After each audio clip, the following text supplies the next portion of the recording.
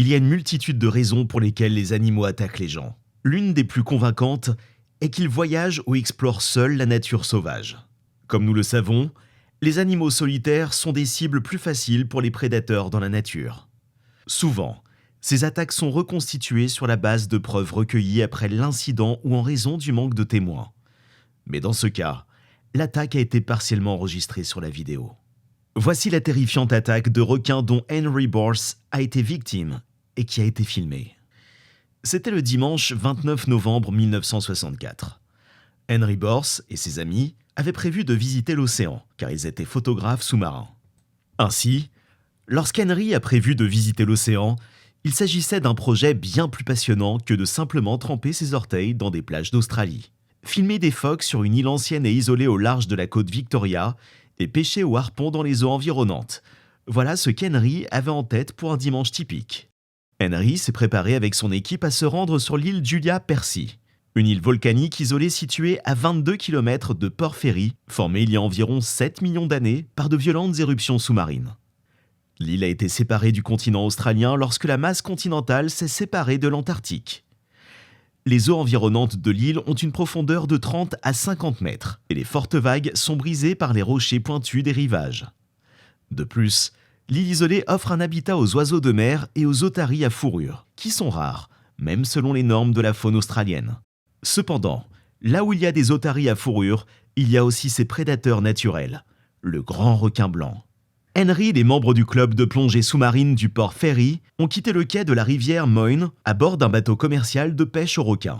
Les deux groupes sont finalement arrivés sur les rives de l'île Lady Julia Percy, où ils devaient commencer à explorer la zone et filmer les phoques.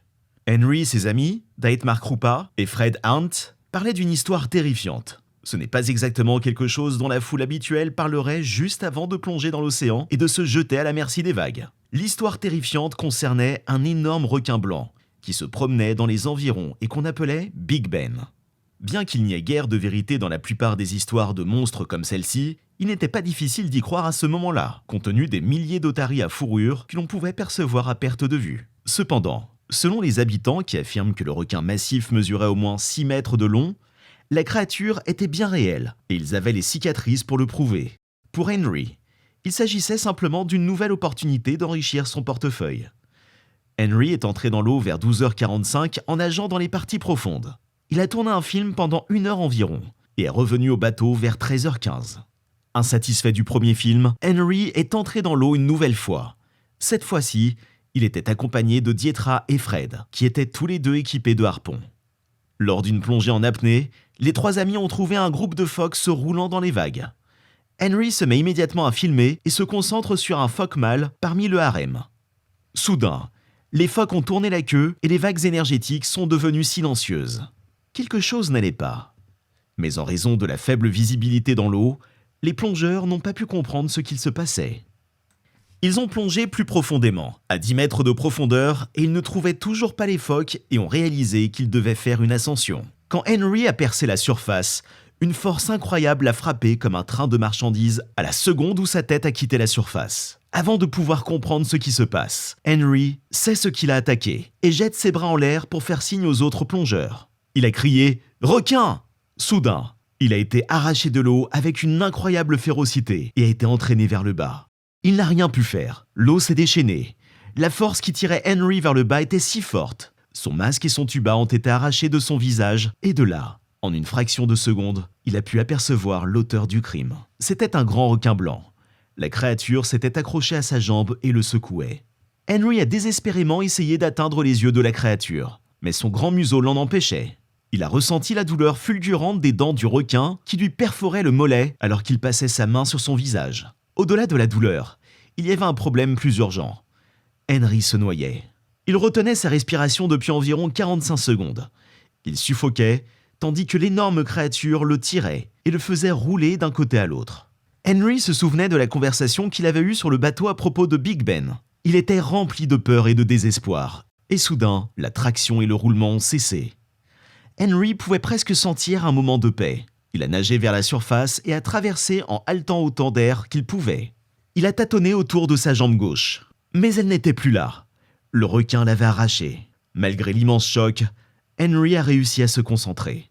Dietmar et Fred atteignent Henry, mais il n'est pas encore sorti de l'eau, car le requin est de retour. Prenant goût à Henry, la créature s'est approchée de lui, désireux de mordre à nouveau le cinéaste sans défense. Mais Dietmar et Fred ont repoussé la bête avec leur petite lance à main. Le requin est revenu au moins 5 fois et à chaque fois, Dietmar et Fred l'ont combattu. Le bateau de plongée a fini par se précipiter vers le vacarme. Jill a attrapé la corde de sécurité et Henry a fini par être emmené sur le bateau. Henry a immédiatement reçu les premiers soins sur le bateau, car il saignait abondamment. Les autres plongeurs l'ont amené au centre et ont rapidement appliqué un garrot sur sa blessure. Même s'il y avait encore des membres sur l'île, le cas d'Henry était beaucoup plus urgent. Le capitaine a décidé de se diriger vers l'hôpital et de revenir pour les autres membres de l'île plus tard.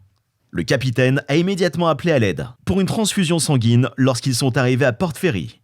Une ambulance attendait déjà avec quelques litres de sang. Selon le médecin, Henry a perdu 3,5 litres de sang dans l'attaque. L'incident a donné lieu à 2 grandes théories. D'abord, selon Dietmar, Henry caressa un chien sur la plage et, sur le bateau, l'odeur du chien a été transmise à Henry, ce qui a incité le requin à l'attaquer. L'autre théorie est qu'Henry portait une combinaison de plongée doublée de la couleur jaune. Selon les experts et 2 universités australiennes, les requins sont daltoniens, mais ils sont très sensibles aux objets contrastés. Dans les eaux troubles de l'île Lady Julia Percy, ce jour-là, les marques jaunes du maillot de bain d'Henry auraient constitué un contraste frappant, avec les eaux environnantes attirant peut-être l'attention des grands requins blancs. Cependant, de nombreuses personnes affirment que les chances d'être attaquées sont bien moindres que d'être perdues en mer. Après tout, les couleurs vives aident à être trouvées par les équipes de secours. Néanmoins, Henry a été attaqué vicieusement, bien qu'il ait été entouré de phoques. En 1968, il a réalisé un documentaire intitulé « Les ombres sauvages », dans lequel il a montré une partie des images réelles de l'attaque, une reconstitution des faits. Dans une interview ultérieure, Henry n'a pas gardé de rancune envers les créatures. Pour lui, elles agissent simplement selon leur nature. Heureusement pour Henry, il était entouré d'un groupe de plongeurs hautement qualifiés et entraînés.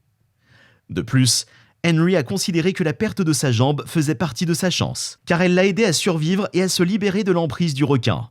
Mais contrairement à la plupart des attaques de requins blancs, qui font une morsure d'essai, ce requin tenait à manger Henry vivant et est revenu le chercher 5 fois. Sans les amis d'Henry, il aurait certainement connu sa malheureuse fin. C'était tout pour aujourd'hui. Pour plus de vidéos similaires, abonnez-vous, partagez, commentez si vous aimez, et n'oubliez pas d'appuyer sur le bouton de notification. Et rappelez-vous de toujours respecter la vie sauvage et de ne jamais essayer d'approcher ou de provoquer des animaux dangereux. Soyez prudents.